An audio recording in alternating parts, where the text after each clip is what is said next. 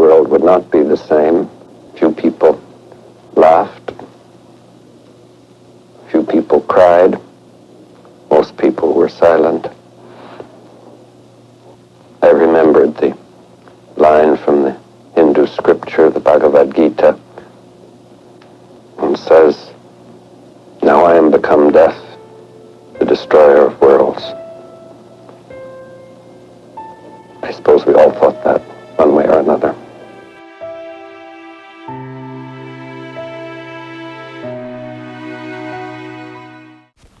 World War II. You are an average citizen. You just returned from your time in the army, but the war isn't over yet. You and all of your friends and family refuse to surrender. You are just a regular citizen of Japan. Until you see it, a big, blinding light that pervades your entire vision. And you're sweating boom that shakes your eardrums. It's August 6th, 1945 in Hiroshima, Japan, and you have just been obliterated by a nuclear bomb. The atomic bombs brought a speedy end to the Second World War, but it took years to make. The Manhattan Project was devised to create a new bomb like never seen before. Only weeks after the first test, they dropped 2 atomic bombs on the cities of Hiroshima and Nagasaki. But it had much greater effects. In fabricating the nuclear bomb, the Manhattan Project prompted countries to stockpile nuclear bombs and use numerous nuclear tactics in war. This fostered the atomic age and a new frontier with the potential for nuclear proliferation, war, and total extinction, having unperceivable ramifications for the unfamiliar world powers that held them. The bomb's hasty creation in the Manhattan Project led to many unforeseen consequences still seen today. The Manhattan Project was created out of urgency, as Einstein knew the Germans were working on the bomb. Eventually, the Manhattan Project was a success, but only just then did many realize the impact it could have. Leo Szilard wrote a petition to the president about this very idea, writing, "In view of the foregoing, we, the undersigned, respectfully petition that you exercise your power as Commander-in-Chief to rule that the United States shall not, in the present phase of war, resort to the use of atomic bombs." This was on July 3rd. This was before the Trinity test was even a success, but it was still far too late. And on July 16th, the atomic age began. The Trinity test was created out of fear of Germany, but it was a success. But the bomb had still not been used in war until August 6th. Only weeks after the first successful test, the atomic bombs were dropped on Hiroshima and shortly after Nagasaki. The quick decision had impacts spanning for decades that we are still seeing today. President Roosevelt had worked on most of the project, but when he died, his vice president was briefed.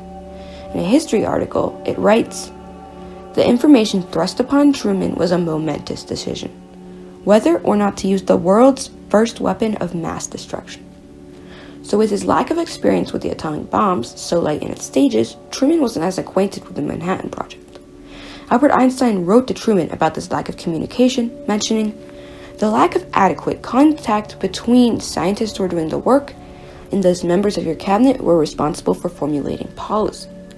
This culminates to show how unfamiliar Truman was with this technology, and even with many scientists advising him not to, how he dropped the bombs on Japan. This had many unexpected outcomes that changed the relations countries had with each other, starting the Cold War. Bombing Hiroshima brought a global shift in politics that affects how countries interact to this day. The immediate effect of the bombings was the decimation of cities and radioactive fallout. But more than that, America's foreign relations with the rest of the world changed nearly overnight.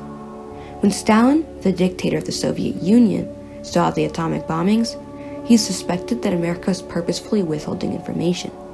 According to Jennifer Stock, mistrust on both sides led to misunderstandings, which developed into what was termed the Cold War. This Cold War sparked the nuclear arms race bringing both sides to a bitter rivalry to have more bombs than the others. While the two were always ideologically opposed, this brought a premature end to their World War II alliance. In the Potsdam Conference, for instance, History.state.gov writes, "The president informed the Soviet leader that the United States had successfully detonated the first bomb. This situation made negotiations challenging. This was the first sign of the Cold War, and drastic change of relations that came towards the end of World War II.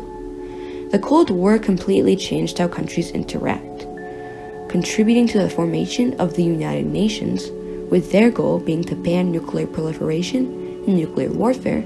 As stated on their website, the United Nations Secretariat supports efforts aimed at total elimination of nuclear weapons. The strained relations were so great that these organizations had to be formed. And this changed how countries interacted, whether it be signing nuclear treaties or using nuclear threats." Even after the Cold War, nuclear weapons are prominent in international politics. Mutually assured destruction shows that countries are unwilling to fight if equal retaliation would come back. However, this leads to military strategies such as deterrence. Deterrence is using nuclear threats to ensure opposing states comply with your demands. These strategies lead to much political tension. In Deterrence in American Foreign Policy, Theory and Practice, it writes, "The balance of power system had a number of features in common with what today would be called deterrence systems. These systems have been around for centuries. These tactics are clearly effective and are prevalent in history, but cause much chaos." During the Korean War, in which both sides had nuclear weapons, the Truman Library says that Douglas MacArthur suggested bombing cities in China that were thought to be aiding the North Korean troops. President Truman officially relieved Douglas and MacArthur of his command. Generals did have the capability to use nuclear threat tactics during war. This in turn made Truman fire Douglas for fear of these tactics. Nuclear weapon tactics are a very real threat. NATO says that in the invasion of Ukraine, Russia's nuclear threats were ostensibly meant to compel Ukraine to surrender.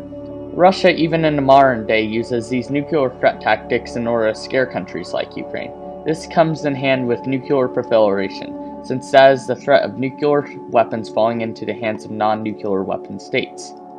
In the Gale U.S. History Online collection, it cites that the discovery of the Khan network also heightened fears that nuclear weapons might fall into the hands of terrorist organizations. Fear of nuclear threats drives non-nuclear proliferation treaties. The NTI reports, as outlined in Article 15 of the treaty text, that TPNW shall enter into force 90 days after depositing of the 50th instrument of ratification. So nuclear threats, nuclear deterrence, and other military strategies prove just how vile nuclear bombs have become in the war since the advent of the atomic age. Since the Manhattan Project catalyzed the bombings of Hiroshima, it changed how wars were fought and conceived forever. It was the advent of nuclear tactics and the Cold War. It pushed the world into the new frontier of the atomic age, forcing the world to deal with nuclear war, unease, and total annihilation. The Manhattan Project was one of the most massive undertakings America dealt with. During World War II, the US took on this project and successfully created the atomic bomb. Using it on Japan, they bombed the two cities of Hiroshima and Nagasaki to end the war. But this drastically changed how states interacted and conflicts were fought. Nuclear threats were used throughout the Cold War and even to this day. It was so influential that countless treaties were signed to prevent the spread of these bombs. The Manhattan Project didn't just cause the bombings of the two cities or the end of World War II. It caused the change of the very essence of war altogether.